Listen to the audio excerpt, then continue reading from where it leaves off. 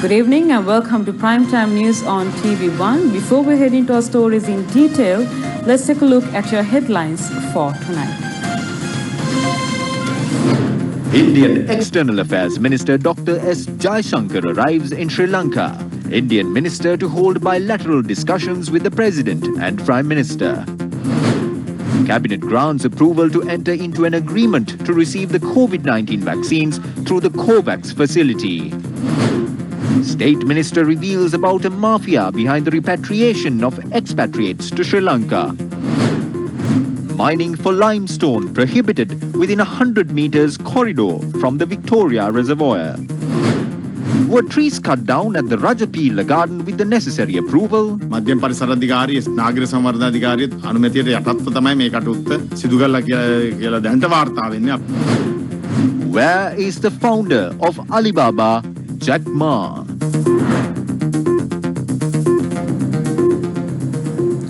Indian External Affairs Minister Dr. S. Jaishankar arrived in Sri Lanka for a two-day official visit today. Indian External Affairs Minister Dr. S. Jaishankar landed at the Bandar Naik International Airport on a chartered flight at 4:20 p.m. today. A team of officials, including State Minister Tharaka Balasurya and the Indian High Commissioner to Sri Lanka, were present at the airport to welcome the minister.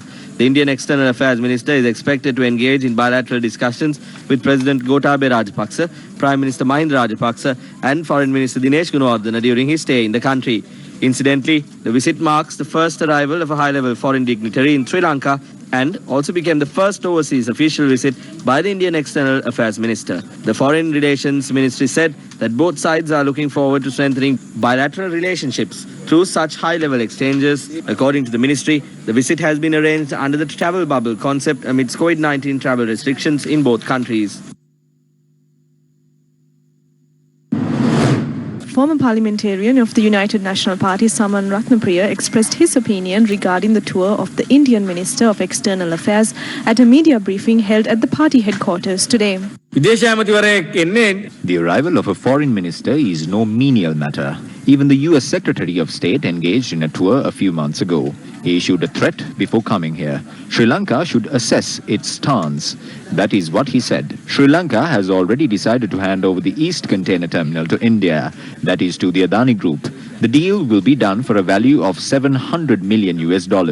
Another $500 million is required to complete construction of the terminal. Sri Lanka can earn a profit of $4 billion if we operate it for 10 years. However, it is being sold for $700 million. India is attempting to obtain the terminal and reap all its benefits. මේ එන නැව් ඉන්දියාවට හරවලා business එක ඉන්දියාවට ගන්න තමයි ඉන්දියාව ලෑස්ති වෙන්නේ. The National Joint Committee has stressed that attempts made by decision makers of the government to hand over national assets sans the consent of the nation's citizens is a violation of the Constitution.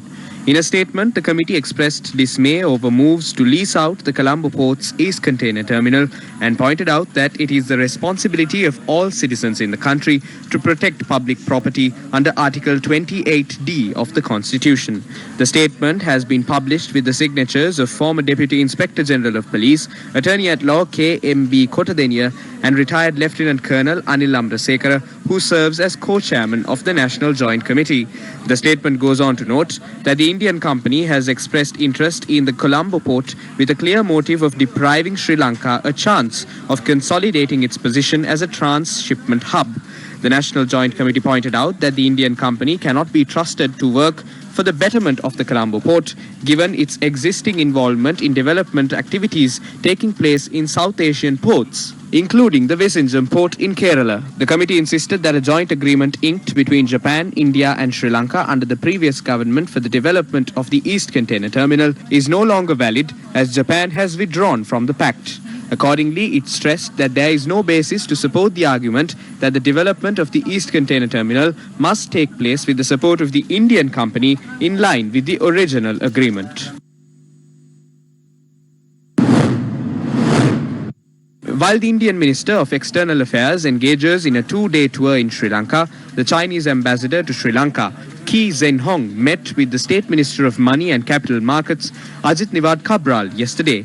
The Chinese embassy in Colombo, in a tweet, said that the Colombo port city, Hambantota port, other large-scale development projects and economic cooperation were talked about in a broader context at the meeting. According to the tweet published by the State Minister of Money and Capital Markets, Ajit Niwad Cabral, attention had been directed towards investment, trade and tourism sectors in the meeting as well. Our greatest national resource is the sea that surrounds us. Over 8 times the size of our landmass. Let's proudly call it what it is. The Sea of Sri Lanka. Views were expressed in Parliament on the Ukrainian tourists who have been arriving in the country since last month. Minister Prasanna Ranatunga responded to criticism levelled by opposition parliamentarian Vijitha Herath in this regard today.